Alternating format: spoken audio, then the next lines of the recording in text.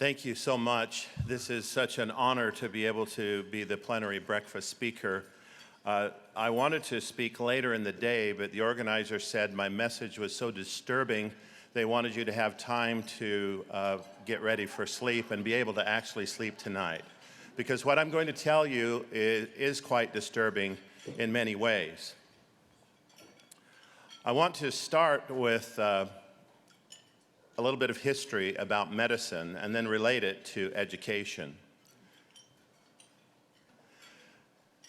I need to make sure that the screen that I'm seeing is the same as the one on here, if the people in the back can make sure of that. In 1844, a medical doctor, Ignaz Semmelweis, was in Vienna, Austria.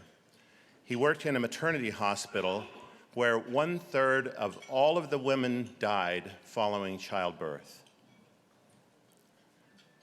This was before germ theory, and he had an impression that the doctors may have been causing the deaths of their patients.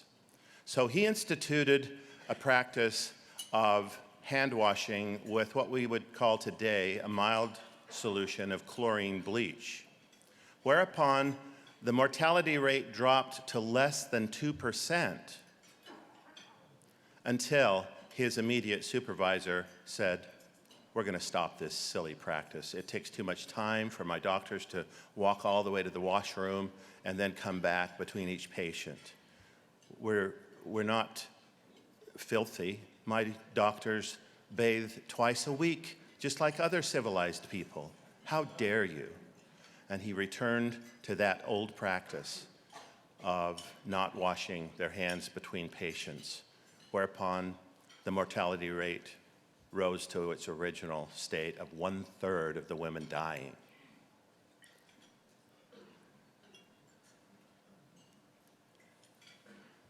Something else happened to him because for the next 20 years, he tried to convince the medical community of his data.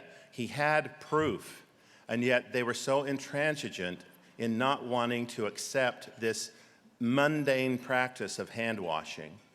20 years later, he was still trying to convince the medical community of his findings. He was so irate that a colleague convinced his wife to let him take Semmelweis to a mental hospital on false pretenses, where he was placed in a straitjacket. And when he protested so loudly, the practice in those days was to beat the mental patient, even through the thick fabric of the straitjacket. He died 2 weeks after being admitted to the mental hospital, ironically, of infection to his wounds. It wasn't until later that the medical community finally changed that practice. But during the Civil War, if Semmelweis's evidence had been used by the doctors there, as doctors went from patient to patient with their bloody hands, amputating here, sewing up there, infecting everywhere, we wouldn't have had the terrible death toll that existed during the Civil War. We had 1/5 of a million who died on the battlefield, but 1/3 of a million died of infection to their wounds because they were not practicing what Semmelweis had discovered 20 years earlier. Germ theory was finally advanced by Louis Pasteur and Joseph Lister, but it was too late for Ignaz Semmelweis. He was no longer around. We all know the Hippocratic Oath in medicine. Everybody can say it, right? First, do no harm. Wouldn't it be amazing if we had in education the practice, first, do no harm? Is it possible that today's educators are unwittingly causing harm to the children they serve, like those physicians in the maternity hospital? And when I say do no harm, let's consider the results of today's educational system. 20% of high school students drop out before graduation, and of those who do graduate, 2/3 are not proficient in math and literacy. And when we look at our international PISA score rankings, it's pathetic when we are compared to the other industrialized nations. So who's responsible for the terrible education system that we seem to cling to today? There are two people mainly. Horace Mann, who on his honeymoon was in Prussia, today's modern Germany, and he visited schools there. He was really impressed by the precision, the forced compliance that those students were required to be engaged in. The way they broke up the subjects into discrete, unrelated subject areas where they would ring bells in students' ears every 50 minutes and have them move from cubicle to cubicle like Pavlov's dogs. Then we had an even worse educational psychologist, Edward Thorndike, who actually taught, and the education community believed, and still many believe it today, that human intellect is fixed at birth, and the only job of education is to rank and sort students by their intellect so that post-secondary education and employers can distinguish the geniuses from the imbeciles. They were completely wrong. But we still have remnants of what they did today in letter grades on a report card. The report card, A through F letter grading, is an admission that we do not expect mastery of all students. We believe in Edward Thorndike's fixed intellect model, that there are some that are bright and some that are not. And the high school transcript is actually a record of non-mastery. Isn't that amazing?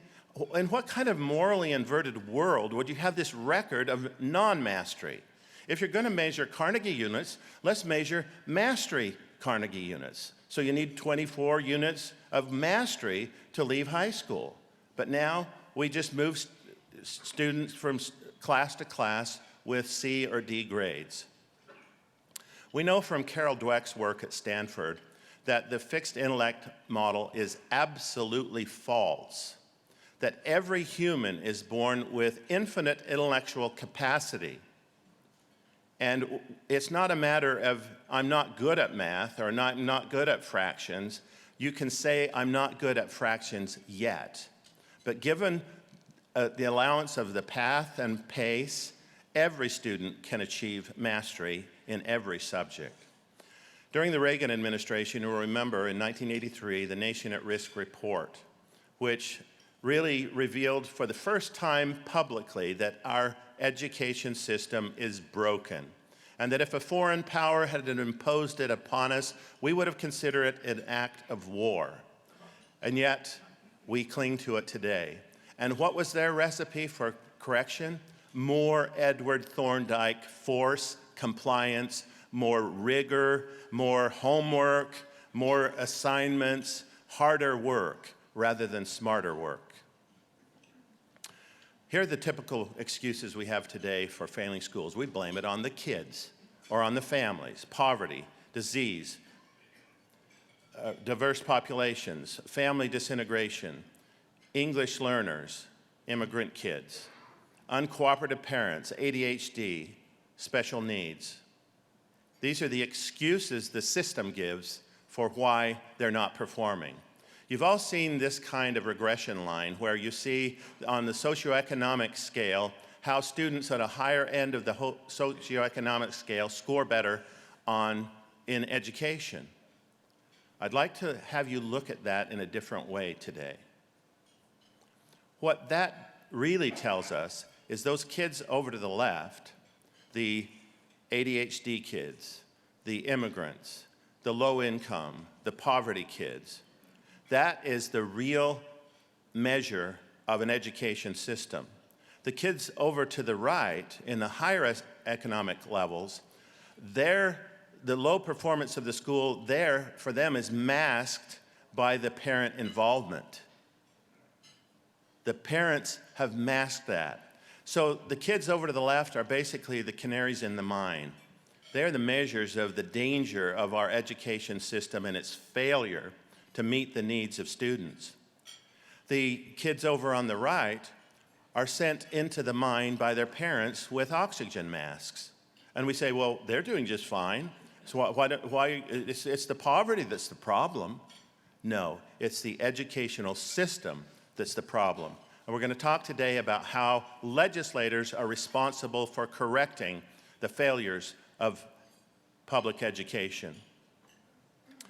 The Horace Mann, Edward Thorndike education straitjacket inhibits students' intrinsic yearning to be autonomous, self-directed learners, which they were before they turned 5 years old and entered formal straitjacket schooling.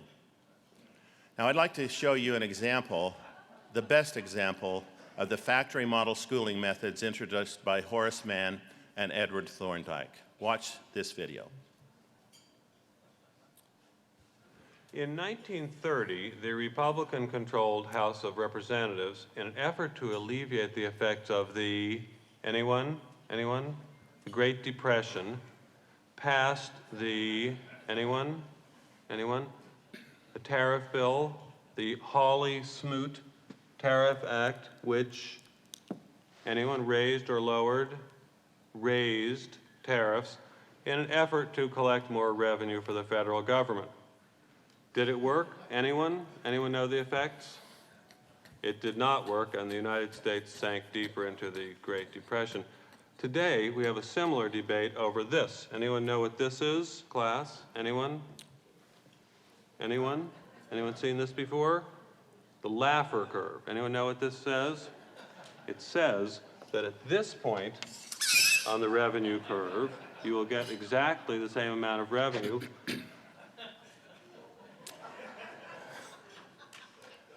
You know, sadly, that's funny. And I mean, it is. They did a masterful job.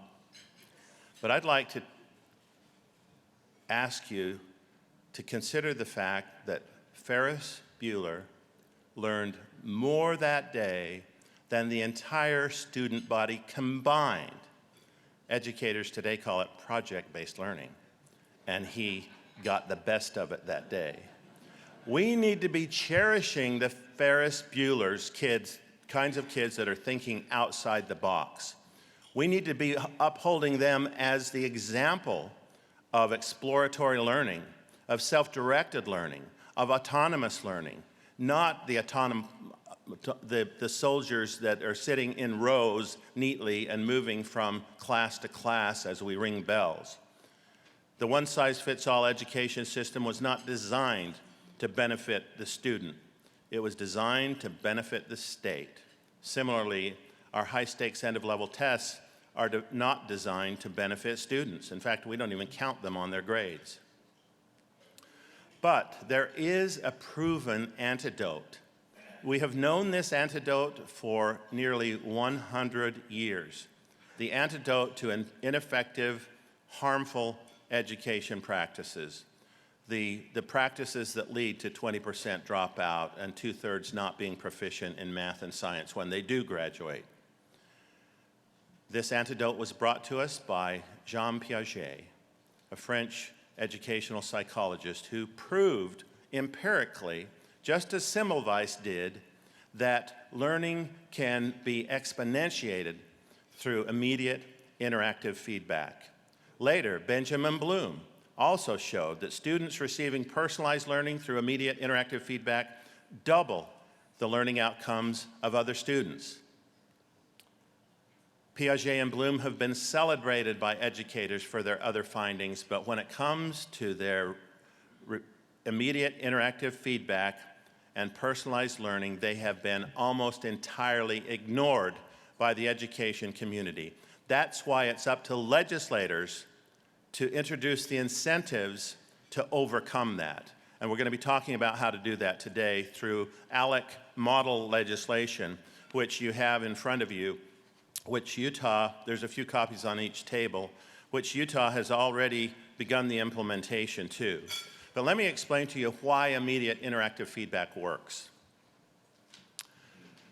Serve and return is something that has been proven by Harvard to be where an infant actually creates his own brain architecture by serving to the adult caregiver or the sibling and getting an immediate response in most cases. It's that immediate response that causes the infant to continue to trial and effort in its learning. So they learn to put the object in their mouth, which is their laboratory at that age. And you remember they reach it with a jerky motion like a stroke recovery victim, and they put it in their mouth and try to find their mouth, and they learn because they have a yearning, an intrinsic desire to learn. They continue to roll over and crawl. They learn to walk. They learn to speak. And did you notice there are no federal programs for any of those things? And that's a good thing, because if they were involved, you can darn well be assured that kids would not be walking today. So how does this work? How does that serve and return work? The brain researchers have shown us more in the last 10 years than in all of history combined. And what we learn is that the 100 billion cells in the brain can be connected in 10 trillion ways, more than any supercomputer that has ever been made by man. Each of us has one of those. And here's how intelligence is formed. When you make that attempt, the neurons reach out like my fingers and connect and form potential intelligence. That becomes permanent only when you get feedback in the moment of your response as to whether your response was correct or incorrect, proximate or distant to your intention. When you get that feedback, there are 3 chemicals released in the brain which seal the connection and make it permanent. If you don't get that feedback, the neurons withdraw in an effort to conserve. So, authentic learning is never painful. When those 3 chemicals reach out, one of those chemicals is dopamine, and that's why authentic learning is always joyful, because dopamine is involved. Does the kind of homework we give for math today, is that authentic or is it painful? Consider, they don't get an immediate response to that question. They do 30 algebra problems at home, crying, literally crying. There are millions of kids crying tonight over their algebra homework with parents who can't help them. And they turn it in the next day and get red marks on it as if that somehow improves their intelligence. What it does is it condemns them. It makes them feel, I'm not good at math, when in fact they are just as capable of being good at math as anyone else, if they have the right time and opportunities with immediate feedback. Why do these young students love computer games? Because they get immediate feedback. And with that feedback, they get dopamine, tons of dopamine. And so we talk about our search for happiness, but it's actually our search for dopamine. It truly is. The brain research has confirmed it. And it's my belief that we can do more to fight the war on drugs by teaching students to create their own dopamine naturally than by all the illicit ways of getting dopamine through drugs or other illicit ways. We can overcome the war on drugs through high-quality education that produces the right dopamine. So we have all kinds of educational technology, and it's a mile wide and an inch deep when we talk about educational technology and digital learning. You got online this, MOOCs that, you have one-to-one devices, you have all of these things going on, but there's one silver bullet involved in all of this which has a huge effect. And that is computer-assisted instructional software.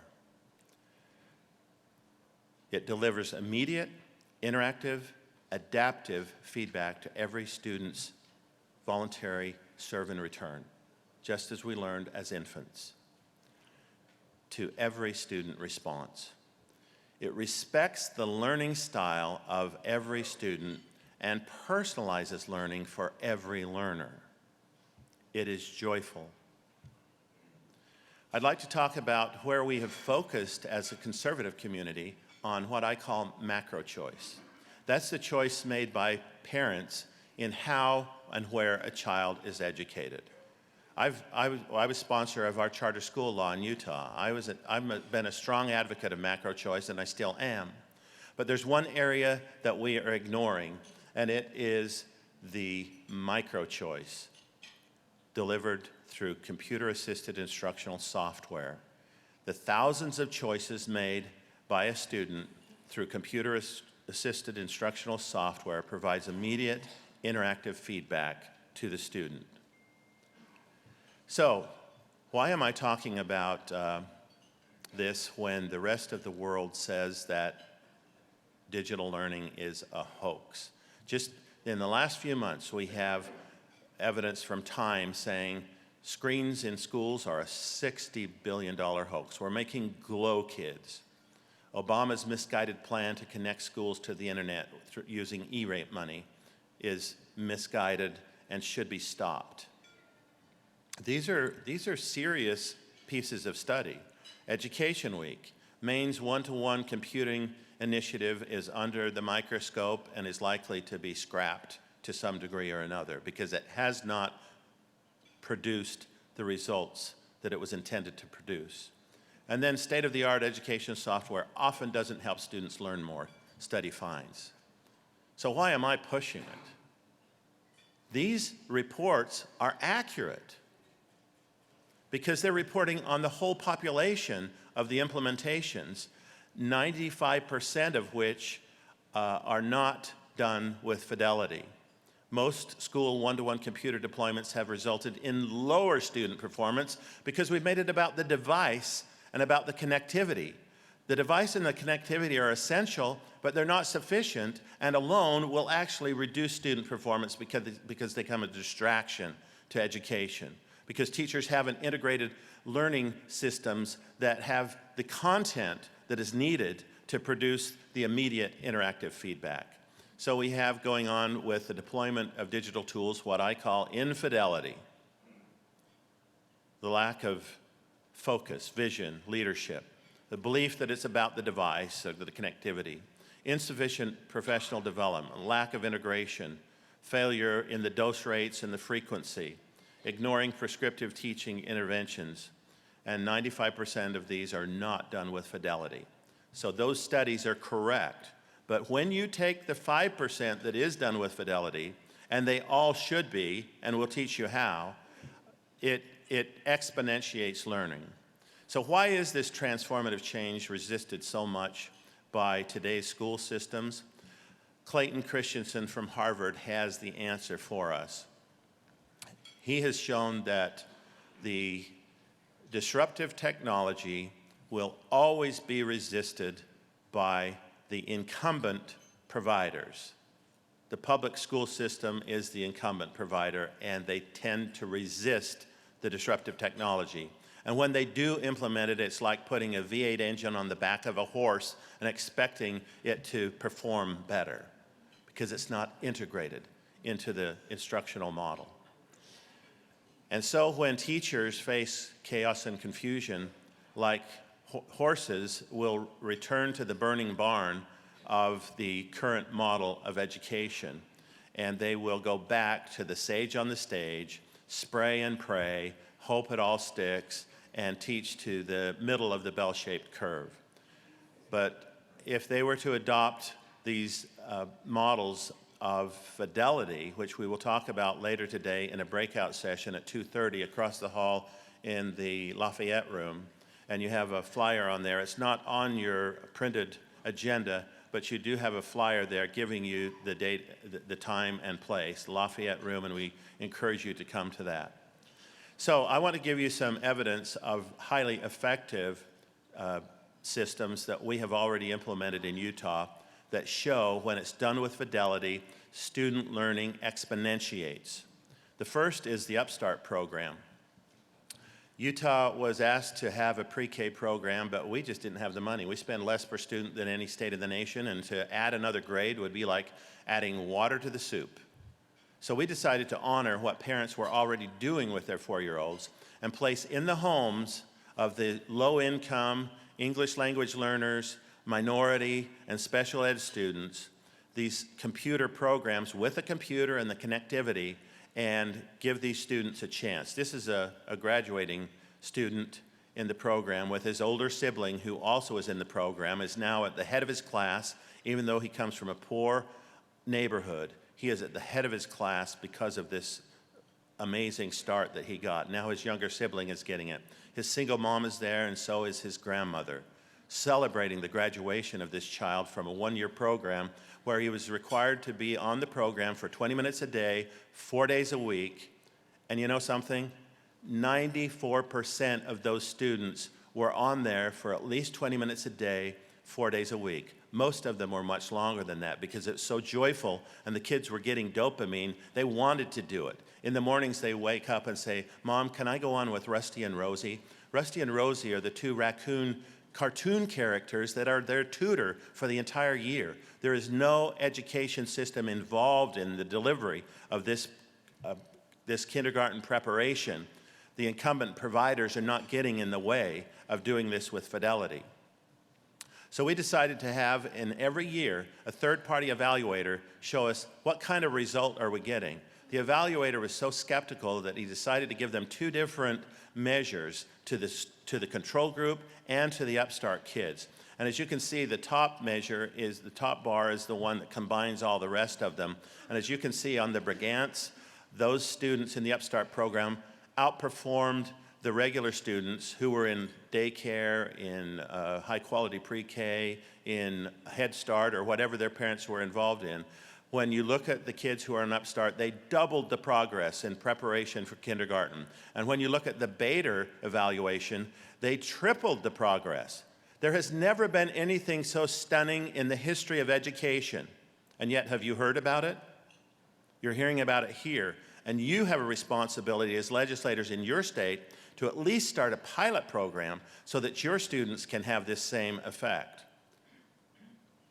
We have now the State Department of Ed who has done a study showing the longitudinal effects in grades 1 through 4. So 5 years later, what kind of effect do we have? We still have a 10, 15-point difference between those kids who are on the UPSTART program and those who weren't. We look at grade 2. We see that special ed in particular has a huge gain over regular students and are almost up there with the regular kids. Same thing in grade 3. We get this amazing 15, 20-point difference in proficiency. And then we go in grades 3 and 4 to the end-of-level tests that the state provides, and we see similar kinds of results, where these students have lasting effect on, this is by different groups. So you had the English language learners there. Look at the difference there. The low-income kids, stunning results. The minority kids, still incredible differences than the overall. We look at the special ed kids, and you can see there that this is phenomenal. And the English language arts, the reading part is good, but when you look at math and science, they're scoring off the charts. That the only difference between those kids and the other kids in this group was that 4-year-old program that we provided in the home that only costs $700 per kid currently. There are non-cognitive benefits that also occur because of this, because that low-income child who never thought he was anything special in his low-income neighborhood comes to kindergarten and is evaluated, and his mother is told, your son already knows everything I'm going to be teaching this year. And by that I mean everything. We're going to put him in the 1st grade reading group, or sometimes the 2nd grade reading group. We're going to assign him leadership roles with other students to help mentor them. The self-confidence that happens because of that, that child realizes in that 1st week, I'm one of the smartest kids in my class. That non-cognitive benefit is what sees them through the rest of their life. that is the trajectory for the rest of that life of that child who would have been on a trajectory of failure in 3rd grade by not reading at grade level. So the Utah legislature also has put 200 math software licenses in the schools to provide immediate interactive feedback. And when we first put that in there, we had a pathetic 9% fidelity rate. I was just shocked. They had to actually apply for this, and yet we had 9% fidelity. 40,000 licenses weren't even ever turned on out of the 200,000. But the following year, we get 49% fidelity, and in this current year we're in now, we're expecting to get at least 2/3 or 70% fidelity. So we want you to be able to have high fidelity the first year you start so that you can learn from our mistakes. So I hope you'll come to the breakout session at 2:30 in the Lafayette room. Here's the results from the math software from the STEM Action Center, which the legislature funded. The likelihood of getting a proficient rating on math in the end-of-level test is 3 times higher for the students who are on the math software. Why? Because they're getting immediate interactive feedback while doing the math software. We also show that our other national comparisons have shown remarkable gains after we started this math program. Here's one of the stellar programs that is used by more students than any other. It's called ALEC. It's by McGraw-Hill. They actually purchased the ALEC. And as you can see there's a color wheel which shows different competencies, and the student is competent in one area, but they can show that they can actually fill up the other parts of the pie, and they actually see that grow day to day as they engage with the software package. I went out to a middle school in Tooele, Utah, where the Title I school had 75 computers in one classroom because they just didn't have the money to build out more classrooms, so they crowded 75, 3 math classes in the room at the same time, rotating every student through there once a day. And when I went in there, I thought, this is going to be a disaster to have 75 middle school kids in one room. I was wrong. You could have heard a pin drop. And I said, how many of you feel you're getting math better than you ever have in your life? Every hand went up. I said, how many of you used to think you would never be good at math? 2/3 of the hands went up. I said, keep your hand up if you still feel that way. Every hand came down. It was phenomenal what has happened because of this. And one little girl said, I was always told that I would never be a veterinarian, which I want to be, because I'm not good at math. Now I am good at math, and I will be a veterinarian. We also have Imagine Learning, which is, Utah is not leaving English language learners behind. We have 20,000 English language learners who are getting daily doses of personalized English language instruction, so that rather than taking 4 to 6 years to get English proficient, it takes 1 to 1.5 years. And we're dropping kids off the designation of English learners so quickly because of this software that they get on a daily basis. We also have the results showing the closure of the gap between the immigrant kids, Hispanic kids in particular, and the other native English speakers. We have shown that we are closing the gap on the NAEP scores between those groups. And by the way, this orange line that shows the immigrant kids keeps getting replaced with new immigrant kids. The kids that are dropping off here aren't shown that. So you would see the kid who started over at the left would actually be up at the blue line if we were to segregate that child alone. We also see that the English learners showed the largest gain on Dibbles scores. We also have a K-3 reading intervention software where 55,000 students get reading software to bring them up to grade level. And then finally, the model bill for today is the Utah State Board of Education approved the nation's first statewide digital teaching and learning master plan. And there are 12 elements that are essential for the fidelity of implementation, which you need to learn about if you're going to implement this in your state, because you don't want to be part of the 95% that is done with infidelity. We will be having a breakout session back in the Lafayette room with Heath Morrison, who was the 2012 Superintendent of the Year, and Project Red organizer Tom Greaves, who will be here to help answer your questions on how you can deploy this. So hang on to the flyer because it's not on your printed agenda. I'd just like to close by talking about the fact that when we give the academic skills and content knowledge in a personalized way through high-quality computer-assisted instructional software, amazing things happen.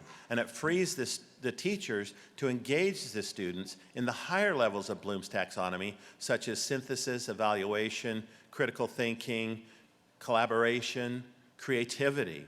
And those are far more joyful for a teacher to engage in than drilling kids through fractions one more time, when that can be done in a personalized way through high-quality computer-assisted instructional software. I'd like to close with a story about a 7th grader, Todd Rose, in Hooper, Utah, who was a misfit. He was in the principal's office for one more time, getting a one more week suspension, this time for throwing a stink bomb in art class.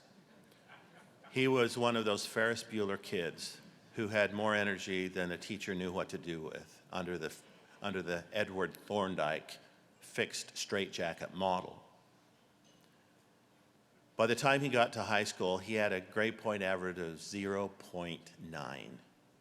And he just thought, there's no light at the end of the tunnel. As a senior, his girlfriend was pregnant, they got married, and he finally listened to his dad, who said, you need to get your GED, get to college. He got his GED, he got to college, and he actually became a 3.97 student and qualified to enter Harvard, where he now heads the Center on Individual Opportunity. He spoke last night at the Excel in Ed conference up the street, and I got to hear him. His story is compelling. His is a happy ending,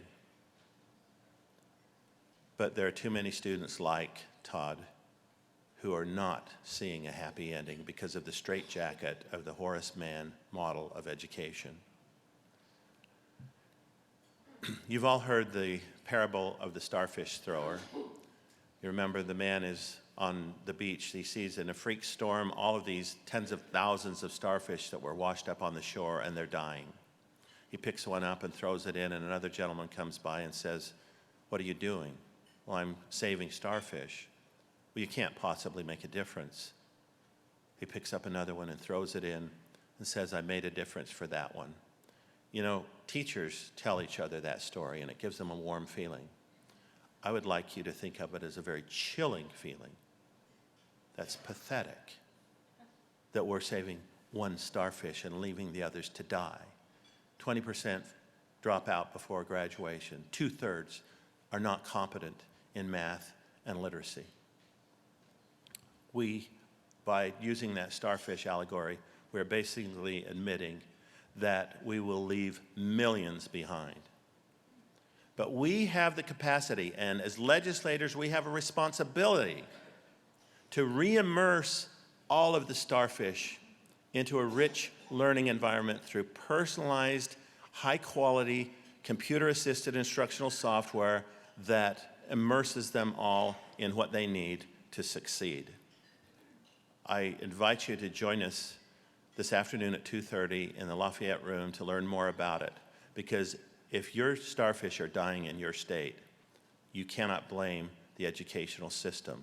You can only blame yourself for not adopting these kinds of things and encouraging and inspiring and incenting the school system to give up the Edward Thorndike model and begin to restore students as the self-directed, autonomous learners they were born to be. Thank you very much.